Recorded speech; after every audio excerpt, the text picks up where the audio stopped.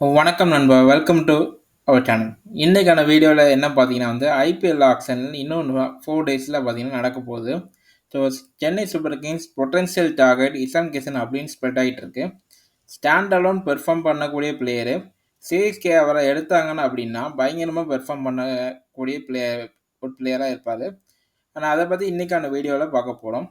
இசான் கிஷன் பார்த்தீங்கன்னா 27 வயசு பையன். ஆல்ரெடி இம்ப்ரெசிவான ஒரு பேட்டர் அப்படின்னு சொல்லலாம்.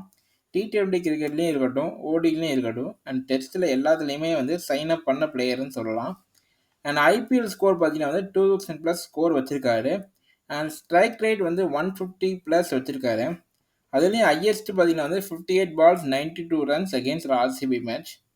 2023 அண்ட் 2024 பார்த்தீங்கன்னா இசான் கிஷன் பெருசாக ஒன்றும் பண்ணலை, விளையாடல.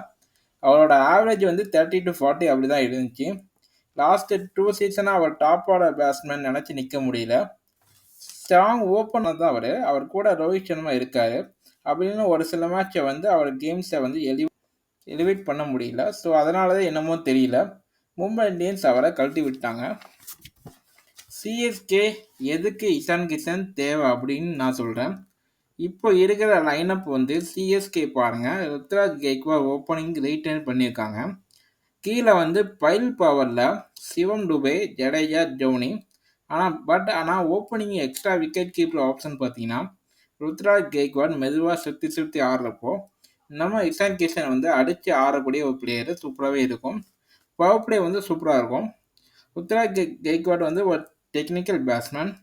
இசான் கிஷன் பார்த்தீங்கன்னா அக்ரெசிவ் பேட்ஸ்மேன் சொல்லலாம். ரெண்டும் பெர்ஃபெக்டாக மேட்ச் ஆகும். இசான் கிஷனோட பேட்டிங் ஸ்டைல் சிஎஸ்கேக்கு மேட்ச் ஆகுமா அப்படின்னா கண்டிப்பாக ஆகுங்க. ஏன் அப்படின்னா அண்டர் த ப்ரெஷர் ஆடக்கூடிய ஒரு பேட்ஸ்மேன். ஸோ சிஎஸ்கே அவரை கண்டிப்பாக 14 to 15 crores போவாங்க. ஸோ உங்களோட ஒப்பீனியன் என்னன்னு சொல்லுங்கள் கமெண்ட்டில். இசான் கிஷன் வேணுமா வேண்டாமா அப்படின்னு கமெண்ட்டில் சொல்லுங்கள். ஸோ இந்த வீடியோ உங்களுக்கு பிடிச்சிருந்தா லைக் பண்ணுங்கள், ஷேர் பண்ணுங்கள், அண்ட் சப்ஸ்கிரைப் பண்ணிட்டு வீடியோஸ் பாருங்கள்.